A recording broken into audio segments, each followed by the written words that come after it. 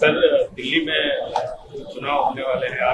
आपने एक प्रत्याशी का नाम ऐलान करके आपने भी एक्टिव पार्टिसिपेशन का ऐलान कर दिया, लेकिन चाहे आम आदमी पार्टी हो, चाहे बीजेपी हो, चाहे कांग्रेस हो, आप पे आरोप लगा रहे हैं कि आप चुन चुन के दंगों के आरोपियों को टिकट दे रहे हैं। अब मुझे इनके जो आरोप हैं वो कभी अपने गिरेबान में झांक कर देख लें। तीनों भी इन्होंने क्या नहीं दिया है माजी में? कौन से दूध के धुले हुए लोग? चाहे 84 के दंगे हो जिसमें सिखों का जेनोसाइड हुआ, किसने टिकट दिया? या फिर आप देख लीजिए जिसके ऊपर यूएपी और बॉम्ब ब्लास्ट का केस था, किसने टिकट दिया? या फिर ये जो दिल्ली का मुख्यमंत्री है, इनके ऊपर खुद केस चल रहा है, इनके कई मंत्रियों पर केस चल रहा है।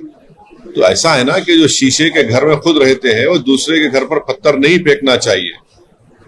यकीनन हम दिल्ली के चुनाव में लड़ेंगे और कितने उम्मीदवार खड़ा करेंगे वो हमारे वहां के अध्यक्ष तय करेंगे।